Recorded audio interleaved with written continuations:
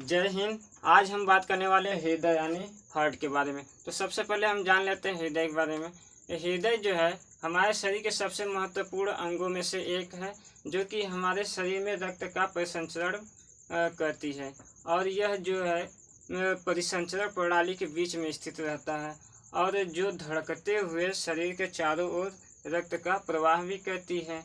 यह रक्त के प्रवाह के साथ साथ इसमें उपस्थित ऑक्सीजन तथा पोषक तत्वों को भी शरीर में प्रवाहित करती है। और प्रवाहित जब ये रक्त जो है प्रवाहित ये ऑक्सीजन और पोषक तत्व कर रही है, तो इससे जो उत्पन्न होगी अवशिष्ट पदार्थ उसको भी निकालने का काम करती है ये रक्त।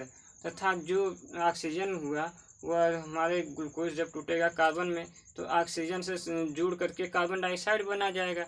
कार्बन डाइऑक्साइड जब बनेगा तो उसको भी निकालने का काम रक्त करता है। अब इस पर देख लेते हैं।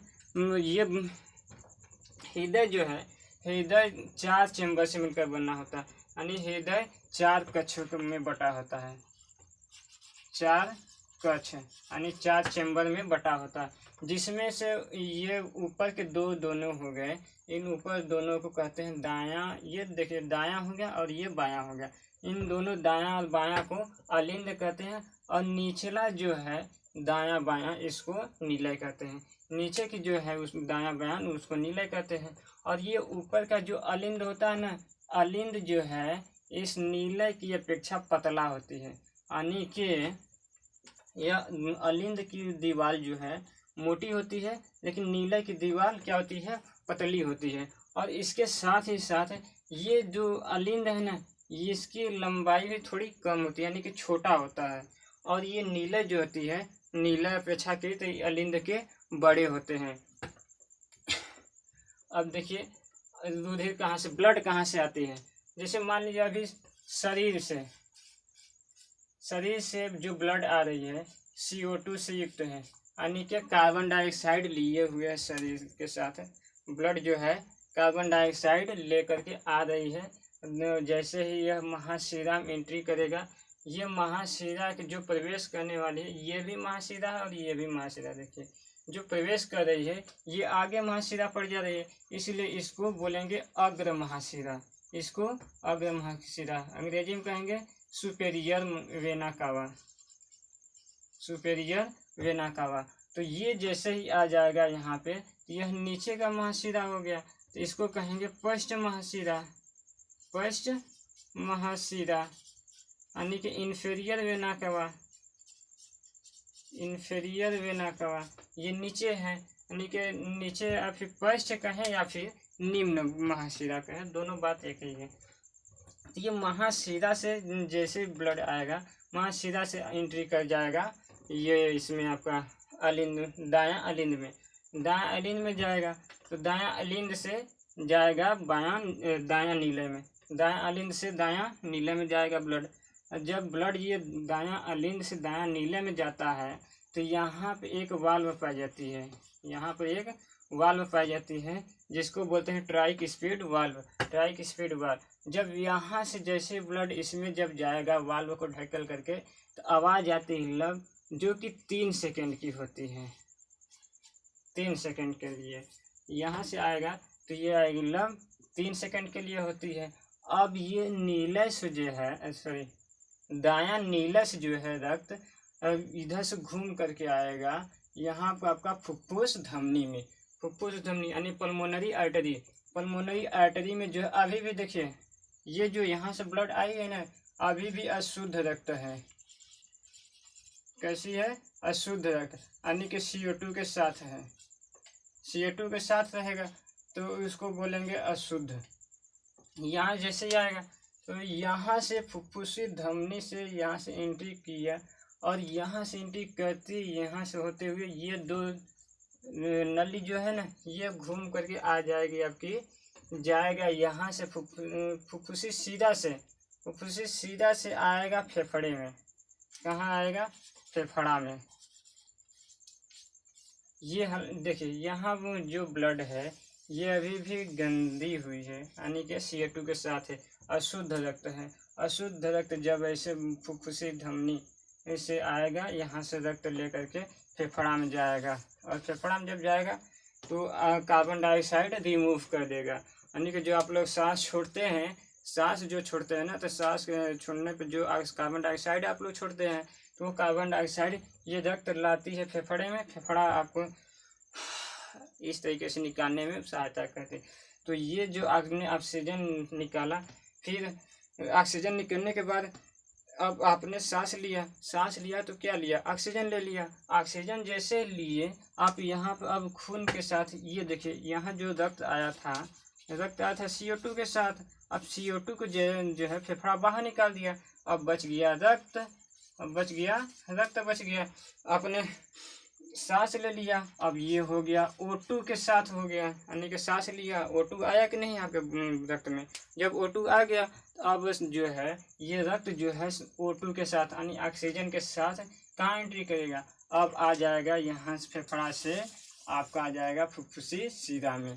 कहाँ से आ जाएगा, देखिए फुफ्फुसी सीधा में आ गया, यानी पल्मोनरी वेल्स में आ जाएगा। तो यहाँ से जो है आपका पल्मोनरी वेल से आपका ब्लड आ जाएगा बायां अलिंद में। बायां अलिंद से आपका जैसे ही आएगा यहाँ से, तो यह आ जाएगा आपका बायां अलिंद से जाएगा बायां नीले में जाएगा। यहाँ भी देखिए एक वाल्व की तरह आपको दीवार दिखाई दे रही है। इस दीवार को कहते हैं बाइक स्पीड वाल्व। इस दीवार को बाइक स्पीड वाल्व कहते हैं। यानी कि यहाँ पर जैसे अलिंद से जैसे ब्लड आएगा, एंट्री करेगा वेंट्रिकल में, यानी नीलम जैसे आएगा, तो यहाँ पर जो वाल्व है, वाल्व भी क्या कर, वाल्व का क्या काम होता है। वाल्व देखिए किसी भी चीज़ को अंदर तो आने देती है, लेकिन बाहर वापस नहीं जाने देती है। जैसे आप लोग साइकिल में हवा भरे होंगे, ट्यूब में हवा भरे होंगे, तो वाल्व जो लगी होती है, वाल्व से तो हवा भरते हैं, आप अंदर चली जाती है, क्या वापस आती है, नहीं आती है। तो यहाँ भी क्या होती है, यहाँ भी देखिए जैसे अलिंद से रक्त जो है नीलम जाएगा, नीलम जब जाएगा तो यहाँ वाल्व खुलेगा, वाल्व जब खुलेगा तो यहाँ देखिए बोला था लव की आवाज़ आया था, अब यहाँ जब खुलेगा तो यहाँ डव की आवाज़ आएगी, यानी यहाँ पे डव की आवाज़ आएगी। यह जो होती है वह 2 सेकेंड के लिए होती है, यानी 2 सेकेंड के लिए लव डव। ये जो दोनों प्रक्रिया होती हैं 3 सेकेंड 2 सेकेंड, यानी 5 सेकेंड में एक बार पंप करती हैं। तो ये जो है कि बायां नीले जो है, बायां नीला से आपका ब्लड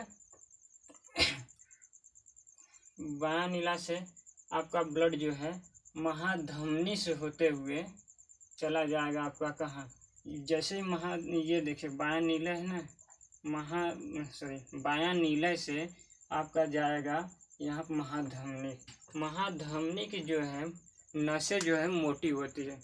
इन महाधमनी की नसें मोटी इसलिए होती है, देखिए यहाँ पे ब्लड जो हृदय पे आया था, यहाँ ब्लड यहाँ पे पंप किया, देखिए यहाँ पे 3 सेकंड गया था, इसकी स्पीड थोड़ी कम थी, तो ये जो है यहाँ पे 2 सेकंड हुआ। ये 2-2 सेकंड पे ऐसे पंप कर रहा है, 2-2 सेकंड का अंतर है।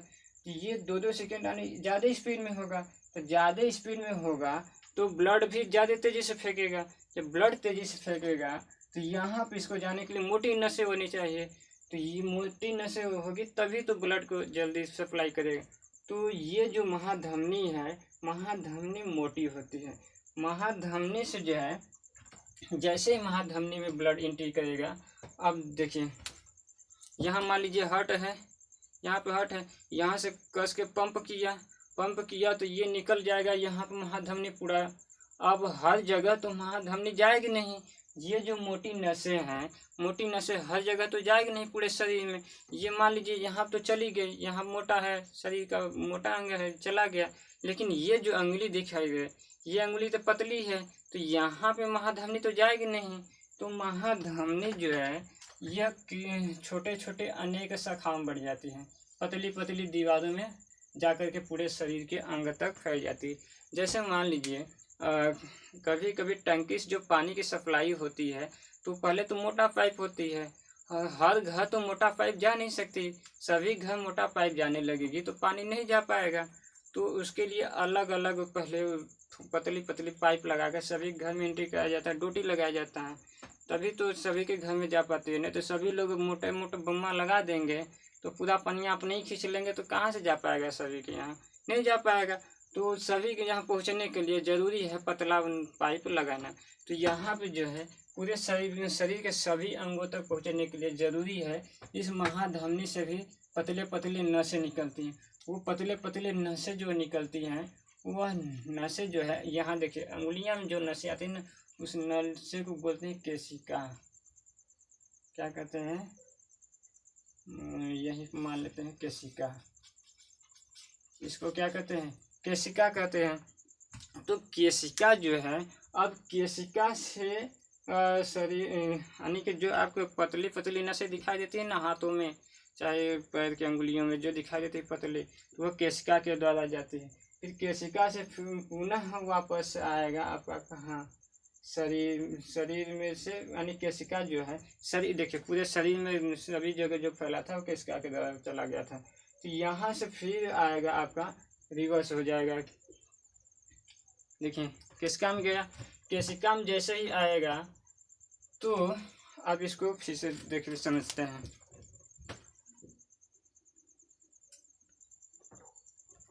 देखिए कैसे फ्लो होती हैं। देखिए जैसे ही देखिए शरीर से जो है रक्त जैसे मान लीजिए पूरे शरीर में फैल गया, ऑक्सीजन के साथ फैल गया और इन कार्बन को लेकर के आ रहा है। कार्बन के साथ साथ जो है रक्त जो है कार्बन डाइऑक्साइड के साथ साथ अपशिष्ट पदार्थ भी लिया होगा। अपशिष्ट पदार्थ जो है वह सीधे तो आपका फेफड़ा से निकलेगा नहीं, यानी कि जितने भी अपशिष्ट पदार्थ होंगे ब्लड में तो वो तो फेफड़ा से निकालिएगा नहीं। फेफड़ा से क्या निकलेगा, सिर्फ हवा निकल सकता है। तो उस अपशिष्ट पदार्थ को निकालने का काम कौन करता है, यहाँ से आएगा ब्लड जो है किडनी में जाएगा। तो देखिए यहाँ जो आया था ब्लड ना CO2 के साथ साथ अपशिष्ट पदार्थ भी लिया था, अपशिष्ट पदार्थ लिया था। इस अपशिष्ट पदार्थ को जो है किडनी पचा देता है, किडनी यानी कि फिल्टर कर देता है। किडनी जो है ब्लड को साफ कर देता है। प्योरीफाई करने का काम कौन करता है, किडनी करता है। तो वह शुद्ध यानी कि जो है प्योरीफाई यानी कि इसको जो है अपशिष्ट पदार्थ को किडनी पचाने का काम करता है, यानी कि उसको फिल्टर करने का काम करता है। अब किडनी जो है इस अपशिष्ट पदार्थ को फिल्टर कर दिया तो इस ब्लड के साथ क्या है, ब्लड के साथ अब क्या बचा, CO2 बचा। अब CO2 जब बचा ये अपशिष्ट पदार्थ तो किडनी जो है फिल्टर कर दिया, यानी कि यूरिन के थ्रू बाहर निकाल देगा। तो जो ब्लड के साथ अब CO2 बचा है अब जाएगा आपका दायां अलिंद और नीले में जाएगा। दायां अलिंद और नीले में जाने के साथ साथ फिर देखिए जब ये किडनी जो है अपशिष्ट पदार्थ को फिल्टर कर दिया तो इस ब्लड में जो है CO2 बचा रहे हैं। अब CO2 जो है अब ब्लड के साथ साथ CO2 दोनों ही जाएंगे दायां अलिंद और नीले में। दायां अलिंद और नीले से जो है फुफ्फुसी शिरा द्वारा यह चले जाएंगे कहाँ, लंग्स में, यानी फेफड़ा में। कहाँ जाएगा, फेफड़ा में जाएगा। तो यहाँ पे जो ब्लड था, ब्लड के साथ जो CO2 था, इस CO2 को आपके सांस जैसे निकालते हैं और इस सांस के साथ CO2 निकल गया। अब बच गया ब्लड। ये जो ब्लड है इस ब्लड को अब पहुंचाएगा कौन, फुफ्फुसी शिरा यानी पल्मोनरी वेन जो है आपके पूरे यहाँ ब्लड में, यानी कि पल्मोनरी शिरा जो है आपको पहुंचा देगा दाहिने अलिंद बाएं अलिंद में, बाएं अलिंद से बाएं नीले में, फिर महाधमनी से फिर वो इसी तरीके से प्रक्रिया पूरी चलती रहेगी। यहाँ पे देखिए यहाँ पे एक दिखाई देगा, ये जो है यहाँ पे आपको एक पल्मोनरी शिरा जो दिखाई दे रहा था, नीचे फुफ्फुसी शिरा, फुफ्फुस शिरा। ये देखिए यहाँ पे जो शिराएँ हैं अग्र महाशिरा और पश्च महाशिरा जो शिरा थी ये सभी के सभी अशुद्ध रक्त का प्रवाह कर रही थी, यानी CO2 से जो युक्त ब्लड था उसकी प्रवाह कर रही थी। लेकिन यहाँ पे एक जो अपवाद के रूप में है। और ये फुफ्फुसी शिरा जो है शुद्ध रक्त का प्रवाह करती है। फुफ्फुसी शिरा शुद्ध रक्त का प्रवाह करती। इसी तरीके से यहाँ पर देखिएगा, जैसे है यानी कि बायां नीले से आपका महाधमनी जा रहा था, महाधमनी यानी अग्र महाधमनी, इसके नीचे भी पश्चिम महाधमनी होगा, अग्र महाधमनी पश्चिम महाधमनी, तो सभी के सभी शुद्ध रक्त प्रवाह कर रही हैं। लेकिन यहाँ पर आपको दिखाई दिया होगा, यहाँ से जैसे ही गया होगा ये जो है फुफ्फुसी यानी कि दाहिनी नीले से आपका फुफ्फुसी धमनी, फुफ्फुस धमनी यानी कि ये जो है अभी भी ब्लड क्या है, अशुद्ध रक्त है, यानी कि यह धमनी जो है महाधमनी जो है शुद्ध रक्त का प्रवाह करती है। लेकिन अपवाद रूप में ये फुफ्फुसी धमनी जो है वह अशुद्ध रक्त का प्रवाह करती है, ये जो है अशुद्ध रक्त का प्रवाह करती है। ये तो आपको पता होगा कि जो हृदय की जो स्पंदन है यानी कि जो धड़कने की जो होती है 1 मिनट में 72 बार होती है, ये तो सभी को पता होगा। आई होप कि आप लोग समझ गए होंगे कि रक्त का प्रवाह कैसे होता है, यानी कि शरीर में जो है रुधिर का प्रवाह किस तरीके से होता है, कौन कौन कहाँ भेजता है। धन्यवाद।